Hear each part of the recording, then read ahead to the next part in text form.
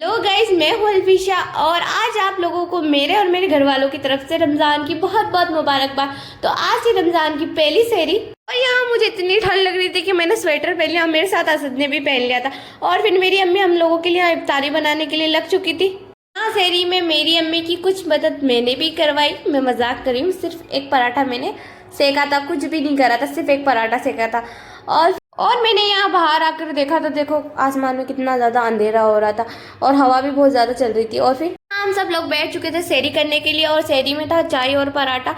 और आज तो कुछ ज़्यादा खा भी नहीं पा रहे थे, बड़ी मुश्किल से मैंने आधा पराठा खाया क्योंकि पहली सहरी थी और पहला रोज़ा था। और फिर मैंने सहरी मुकम्मल करी। फिर यहाँ हो गया था फजर का वक्त, तो फिर मैंने नमाज़ पढ़ी और नमाज़ पढ़ने के बाद मैं यहाँ कुरान पाक की तिलावत करने लग गई थी।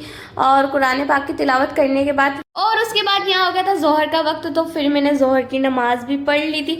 और जोहर की नमाज पढ़ने के बाद हम लोगों को लगना था काम में, यानी कि इफ्तारी की तैयारी में। और इफ्तारी की तैयारी तो बड़ी जल्दी करनी पड़ती क्योंकि टाइम निकला जाता है, पता भी नहीं चलता। और फिर हम इफ्तारी की तैयारी में लग चुके थे। मुझे मेरी अम्मी ने कहा सौंपा था आलू को छीलने का, क्योंकि हम आज बनाने वाले थे आलू और प्याज के पकौड़े। मैंने ये पिछली वीडियो में भी आप लोगों को बताया था। अगर इसकी रेसिपी चाहिए तो मुझे कमेंट में ज़रूर बताना, मैं इसकी रेसिपी ज़रूर बताऊंगी। और फिर मैं यहाँ आलू छीलने लग गई थी और फिर यहाँ प्याज कट करने के बाद मैं इन सबको वॉश करी थी। और वॉश करने के बाद यहाँ मैं इसका बैटर बनाने वाली थी। तो मैं अपनी अम्मी से पूछ रही थी मैं यहाँ कितना नमक डालूं, मुझे समझ में नहीं आ रहा था। कभी ज़्यादा ना हो जाए, कभी कम ना हो जाए, मुझे ये डर लग रहा था। और मैंने यहाँ थोड़ा बेसन ज़्यादा डाल दिया था। तो यहाँ मेरी अम्मी मुझे बहुत ज़्यादा चिल्ला रही थी क्योंकि मुझे बनाना नहीं आता। फिर भी मैं अपनी अम्मी की हेल्प करवाती हूँ क्योंकि मेरी अम्मी बेचारी अकेले काम करती है और अकेले इंसान से इतना काम नहीं होता। 2 जने होते ना तो बहुत ज़्यादा हेल्प हो जाती। और फिर मेरी अम्मी साथ ही में यहाँ पर खाना भी बना रही थी और इसलिए मेरी अम्मी इसी के साथ खाना बना रही थी क्योंकि फिर बाद में खाना नहीं बनता है अलग से। तो मेरी अम्मी ने सोचा अभी खाना बना लेते।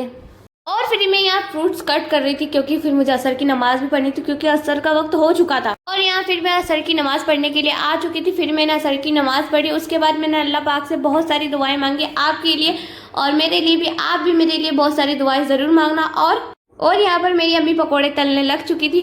और मैं ये जब पकोड़ा बोलती ना, मेरी अम्मी को मुझ पर बड़ी हंसी आती है क्योंकि मुझसे सही से बोला नहीं जाता। क्या करूँ यार, मेरे से नहीं बोला जाता। यहाँ हमारा दस्तरखान भी लग चुका था क्योंकि अजान होने में कुछ ही वक्त की देरी थी। और माशाल्लाह देखो हमारा दस्तरखान कितना अच्छा लग रहा है। और यहाँ अजान भी हो चुकी थी। अजान होने के बाद हम लोगों ने नियत पढ़ी और नियत पढ़ने के बाद हम लोगों ने अल्लाह पाक से बहुत सारी दुआएं मांगी। और दुआएं मांगने के बाद हम लोगों ने यहाँ पर रोज़ा खोला। और आप लोग मेरे चैनल पर नए हो तो मेरे चैनल को जरूर से सब्सक्राइब कर लेना। और मेरी वीडियो आप लोगों को कैसी लगती कमेंट में मुझे ज़रूर बताना। और आप लोग मेरी वीडियो कहाँ से देखते हो ये भी मुझे कमेंट में ज़रूर बताना। और मिलेंगे नेक्स्ट वीडियो में, तब तक के लिए बाय, अल्लाह हाफिज़।